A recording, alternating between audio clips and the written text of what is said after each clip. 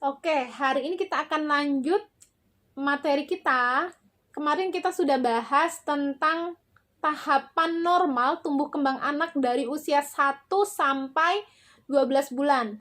Kalau sekarang kita akan beralih ke materi manfaat dari tummy time. Apa aja sebenarnya manfaat dari tummy time atau posisi tengkurap itu? Jadi kita akan bahas di sini. Saat posisi tengkurap, anak akan mendapat banyak manfaat. Kontrol kepala dan kontrol leher yang menguat, terus penguatan sepanjang punggung, panggul, lutut yang dipakai buat menumpu, terus panjang tungkai, bahunya. Ini kedua lengan kan menumpu nih, jadi otomatis bahunya juga akan semakin kuat, sepanjang lengan akan semakin kuat. Nah, di posisi ini juga respon mata jangkauannya akan semakin luas. Karena kalau anak dalam posisi terlentang itu paling akan dilihat cuma langit-langit rumah atau samping kanan kiri aja. Tapi saat posisi seperti ini,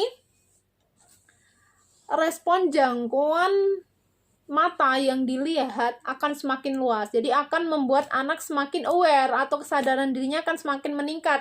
Oh, aku lihat itu mainan tuh kayaknya menarik. Aku mau ambil.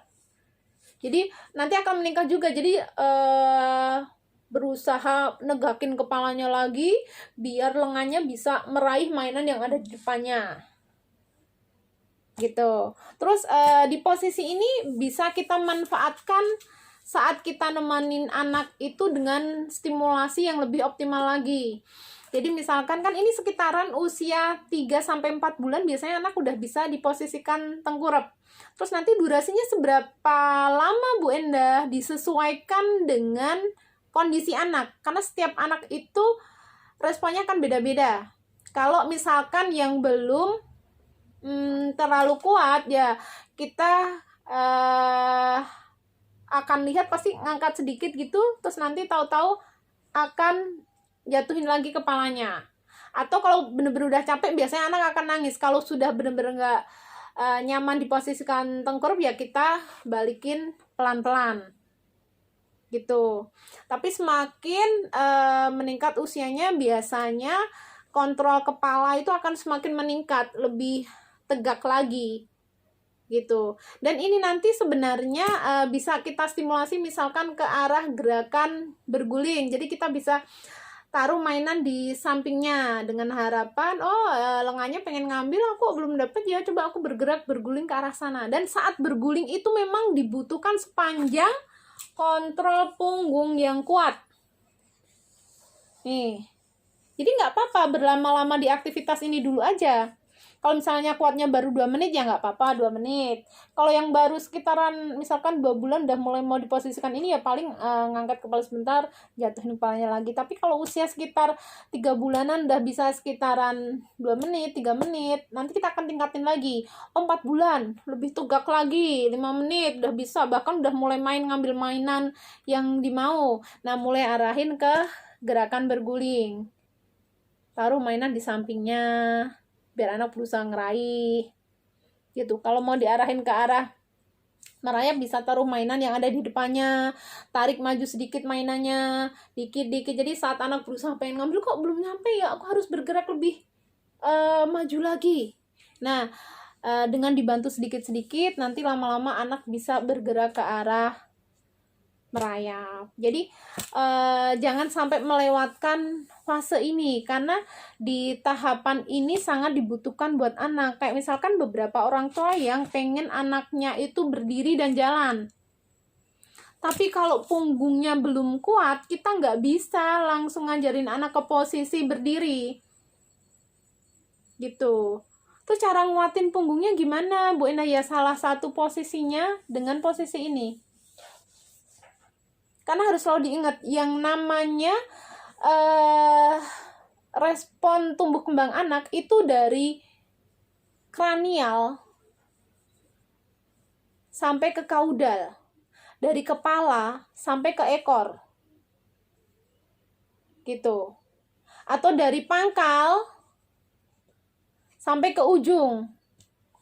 Pangkal ke ujung, proksimal ke distal, pangkal ke ujung. Jadi dari bahu terus nanti sampai ke ujung jari-jari.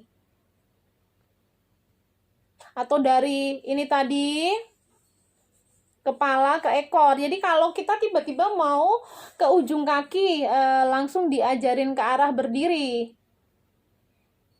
anak akan merasa nggak nyaman, bahkan akan mengakibatkan perubahan postural. Jadi anak akan bungkuk karena dipaksain, belum waktunya berdiri, dipaksain untuk berdiri, bahkan bisa cedera. Kalau emang bener-bener belum kuat, kita paksain langsung. Walaupun itu usianya sudah 1,5 tahun, yang pada kebanyakan anak rata-rata sudah bisa berdiri. Bisa berdiri, bisa jalan. Tapi balik lagi, yang namanya stimulasi itu kita harus berikan sesuai dengan kondisi anak. Kalau pengen berdiri, pengen jalan, tapi ternyata pas kita cek kontrol sepanjang punggungnya itu belum kuat, bahkan duduk aja belum bisa, ya kita akan stimulasi secara bertahap, pelan-pelan. Salah satu cara untuk menguatin sepanjang punggung, kontrol kepala, leher, sepanjang punggung dengan cara posisi ini. Gitu. Jadi untuk hari ini materi cukup sampai di sini. Untuk selanjutnya kita akan bahas merayap dan merangkak. Kalau ada yang mau ditanyakan silahkan tulis di bawah, atau nanti kita bahas pas jadwal kelas online masing-masing kelompok. Oke, semoga bermanfaat. Makasih.